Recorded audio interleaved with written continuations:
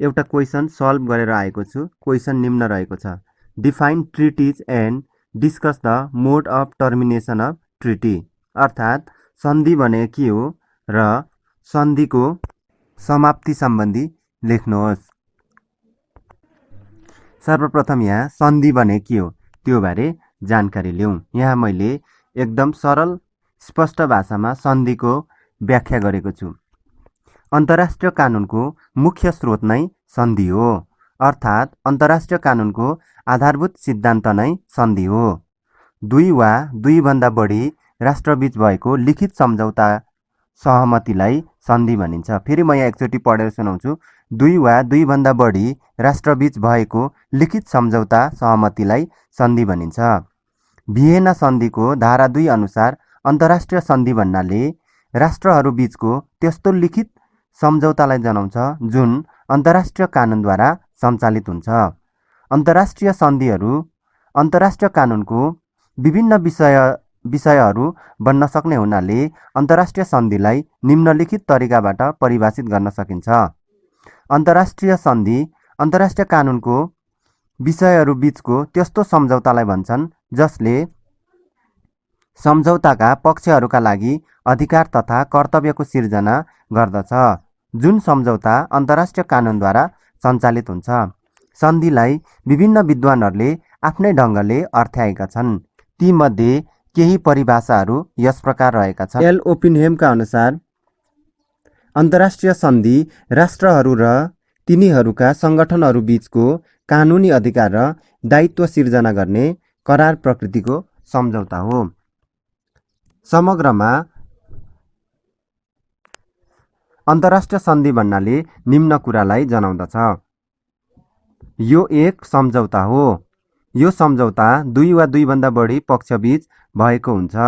यस सम्झौताका पक्षहरूमा अन्तर्राष्ट्रिय व्यक्तित्व हुन आवश्यक छ। सम्झौताका पक्षहरूका लागि अधिकार तथा कर्तव्यको सिर्जना गर्दछ। यो सम्झौता अन्तर्राष्ट्रिय कानुनद्वारा सञ्चालित हुन्छ। अन्तर्राष्ट्रिय सन्धिहरू अन्तर्राष्ट्रिय कानुनका मुख्य स्रोत हुन्। अन्तर्राष्ट्रिय कानुनको संहिताकरण गर्ने क्रममा हाल अन्तर्राष्ट्रिय प्रथाका नियमहरूलाई अन्तर्राष्ट्रिय सन्धिका नियमहरूमा परिणत गर्ने प्रक्रिया चलेकोले अन्तर्राष्ट्रिय कानुनका अधिकांश नियमहरू अन्तर्राष्ट्रिय सन्धिहरूमा निहित छन्। यसकारण अन्तर्राष्ट्रिय कानुनमा सन्धिहरू महत्त्व दिन प्रतिदिन बढिरहेको छ। अब सन्धिका समाप्ति, टर्मिनेसन अफ ट्रिटिज। यहाँ मैले सन्धिहरू कसरी के कारणले समाप्त हुँदो रहेछ त्यो सम्बन्धी यहाँ मैले व्याख्या गरेको छु। अन्तर्राष्ट्रिय सन्धिको समाप्ति अन्तर्राष्ट्रिय कानुनको आधारमा हुन्छ।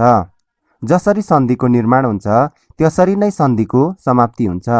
सन्धि समाप्त त्यस बेला हुन्छ जति बेला सन्धिको पक्ष राष्ट्रले एकपक्षीय रूपमा समाप्तको घोषणा गर्दछ, तर यस्तो समाप्ति अन्तर्राष्ट्रिय कानुन अनुसार गरिएको हुनुपर्छ। सन्धिको समाप्ति सम्बन्धी विभिन्न व्यवस्था सन् 1969 को भिएना महासन्धिले गरेको छ। सन्धिहरू समाप्तिका आधारलाई निम्न अनुसार उल्लेख गरिएको पाइन्छ। 1 नम्बर रहेको छ सन्धिको व्यवस्था, ट्रिटी प्रोभिजन, अर्थात् सन्धिको व्यवस्था अनुसार नै सन्धिको समाप्ति हुन्छ।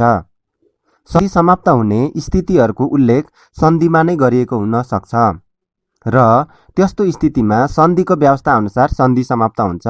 सन्धि समाप्त हुने व्यवस्थाको उल्लेख सन्धिमा नभएमा सन्धिको परित्याग तब मात्र गर्न सकिन्छ जब त्यस्तो मनसाय पक्षले राखेको कुरा सन्धिको विषयवस्तु र सन्धिको व्यवस्थाबाट स्पष्ट हुन आउँछ। त्यसैगरी अर्को रहेको छ सहमतिको आधारमा सन्धिको समाप्ति गर्न सकिन्छ। सन्धिका सबै पक्षहरू सन्धि समाप्त गर्ने सम्म सहमत भएमा सन्धि समाप्त हुन्छ। कहिलेकाहीँ पक्षहरूको सहमति अन्तर्निहित हुन्छ।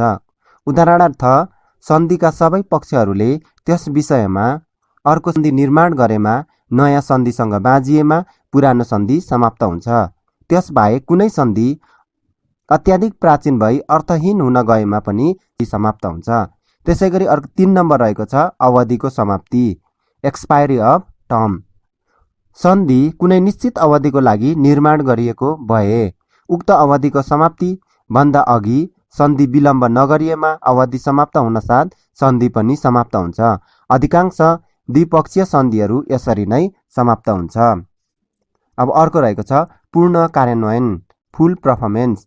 सन्धि कार्यान्वयन पूर्ण रूपले भएमा र सन्धिको सबै उद्देश्यहरू प्राप्ति भएमा सन्धि समाप्त हुन्छ। यस आधारमा पनि साधारणतया द्विपक्षीय सन्धिहरू नै समाप्त हुन्छ। अब अर्को रहेको छ पक्षको लोप, एक्सटिङ्सन अफ पार्टिज। द्विपक्षीय सन्धिको कुनै एक पक्ष अन्तर्राष्ट्रिय कानुनको विषय नरहेमा सन्धि समाप्त हुन्छ। बहुपक्षीय सन्धिका पक्षहरूले सन्धिको परित्याग गर्दा पक्षहरूको सङ्ख्या 3 भन्दा घटी हुन आएमा बहुपक्षीय सन्धि समाप्त हुन्छ।